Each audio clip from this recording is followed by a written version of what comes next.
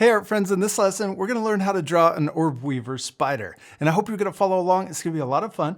Now this lesson is more advanced, so we're over here on our advanced art hub.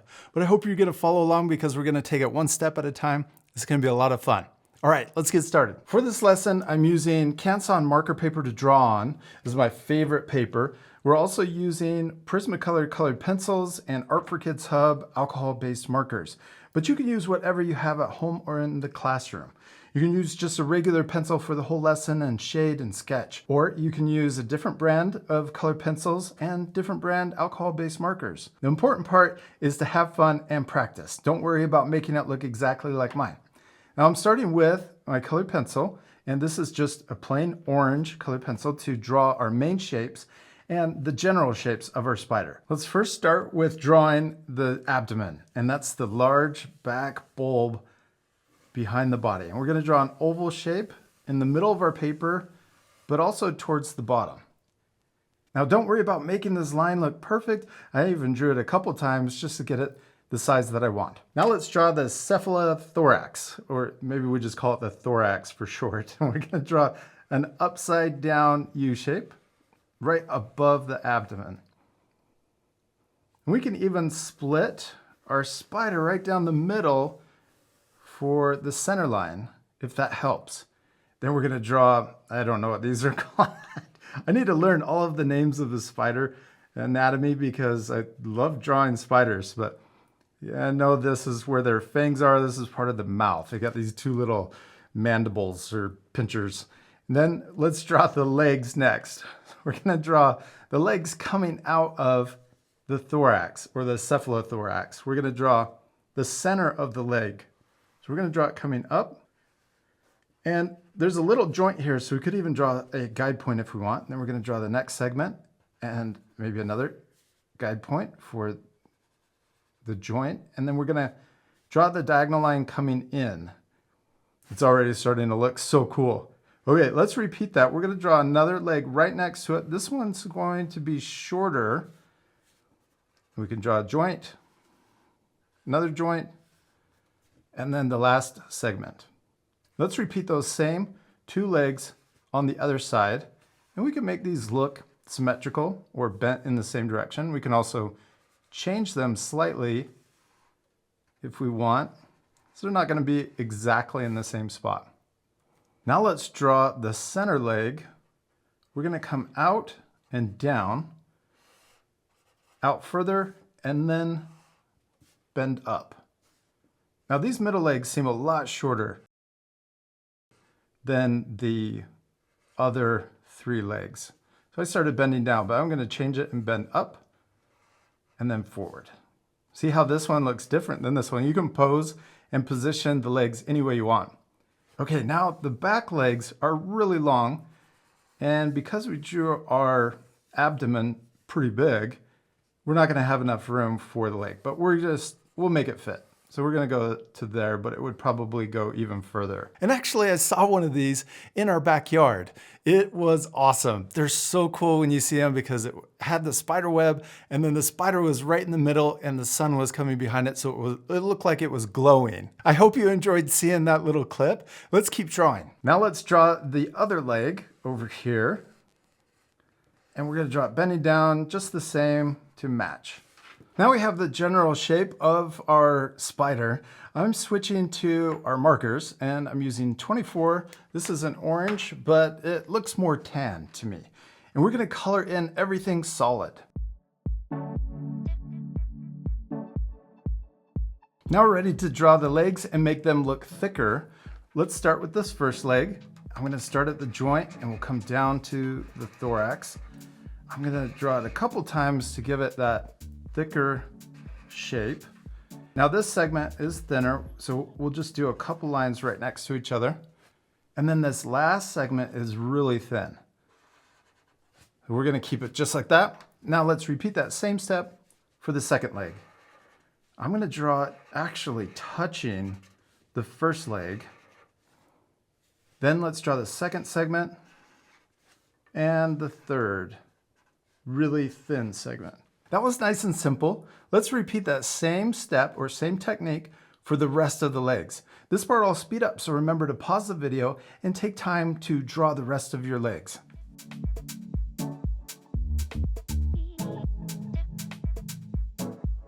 I hope you pause the video and take time to finish that step. Now we're switching to my black colored pencil and we're gonna start adding a lot of details. Even just with that simple step of coloring in all of the main shapes, it's starting to really look like our spider. Now we're ready to switch to our black colored pencil to add even more details. Let's start with the head, and we're gonna add, and also the thorax, we're gonna add a black shading right here at the very top. We're gonna start dark, and then as we come down the body, we're gonna get lighter. You can make this part look messy because this segment of the body is fuzzy or has these little hairs on it. So we can even add little dashed lines to add that texture too. Now let's also shade the back part of the thorax. And right here, we're gonna come in where it connects to the abdomen. And this gets darker, so I'm pressing a lot firmer here. And also we have a split going right down the middle of the cephalothorax. Now this part will speed up. I'm just adding this shading around the whole part of the body.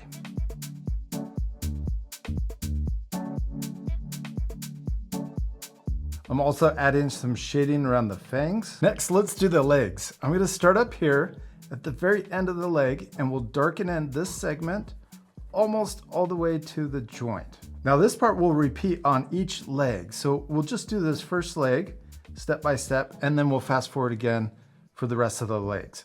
Now we're gonna jump to the joint right here. We'll darken in at the joint, and then as we go down the leg, we'll keep it dark for a little while and then get really light. Then let's darken in this joint. I'm gonna also lighten it towards the top. So as I go towards the top of the leg, but then we'll get dark down here and lighter towards the body. Then let's also add a dark part where the leg connects into the body. Oh, and also we gotta add the little hairs coming off of the leg. And this is the gross part. You can add these as many as you want, and wherever, just spread them out. You can also change how long each hair is. So make them look different. Each one look different so that it looks more natural and realistic. Next, we're ready to repeat that same step for the rest of the legs. This part will speed up, so remember to pause the video. And this part might take a little while, so pause the video for as long as you need to finish this step.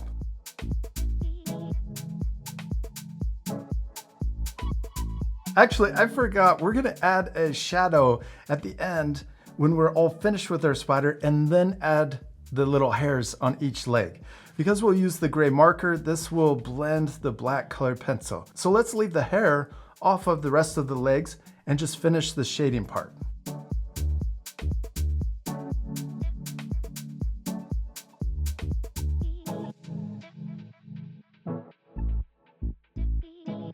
Now for the back of the spider, we're gonna add this really cool texture. So I'm gonna start here and we'll use the same, I'm just going in the same direction, diagonal, and press lightly, and we're gonna go around and make a shape. Actually, let's draw the shape first. That'll make it easier for us to draw or shade around it. So I'm gonna draw this an upside down heart. We can add a smaller one right below that one. I'm gonna add two shapes that kind of make that heart. And then let's add two circles. And then let's draw a U shape. And then a circle or an oval shape down here at the bottom. And I'm making these shapes really bumpy so they look natural. Now on the side, we can also draw kind of this shape, wiggly line that comes out and around. We can also add some smaller white spots or lighter spots. And you can change your pattern too. You don't have to draw it exactly the same. Now let's use that diagonal shading across the body to fill in all of the areas and space between those shapes that we just drew.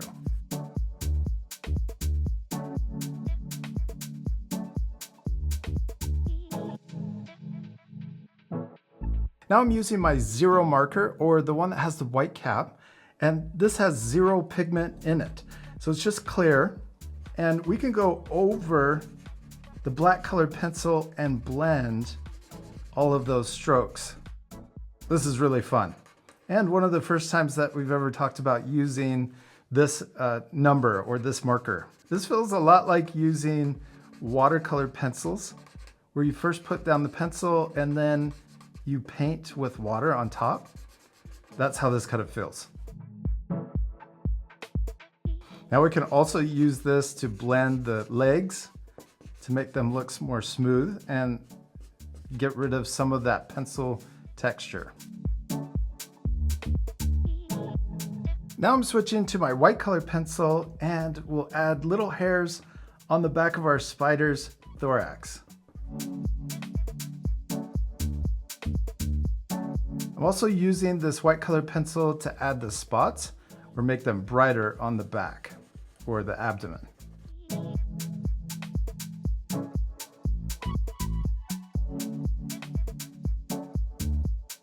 We can also use the white colored pencil to add a highlight on the legs. This makes them look shiny and also hard. The spider's legs are more of a shell. They have a shell on them. And the rest of the body has this furry texture. Now let's use CG1 or a light gray to add a shadow underneath our spider. This will make our drawing look a lot more 3D, and even like the spider is standing on top of our paper. When the first layer dries, you can go back over that first layer with a second layer, but I'm also just doing the second layer close to the body. So the shadow is darker underneath the body, but lighter towards the end or where the legs are, the end of the legs. Now also don't forget to add a shadow underneath the abdomen. You can also lighten the shadow by going back over it with a white colored pencil. So if it's a little dark in some areas, you can lighten it up. Also like doing this with the end of the legs, so you can make them even lighter, or the end of the shadow for the legs. Now let's switch to our black colored pencil and do the last thing and add those little hairs to each of the legs. For this part, also make sure that your pencil is really sharp. So after doing a few hairs, you might want to sharpen it because your pencil gets dull really quick.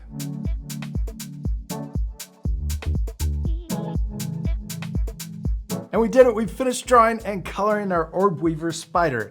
Turned out so cool, and I'm sure your drawings look amazing too. Remember, it's okay if your drawings look different than mine. The most important thing is to have fun and practice. And I hope you had a lot of fun following along with me in drawing a realistic spider. And we'll see you later, art friends. Goodbye.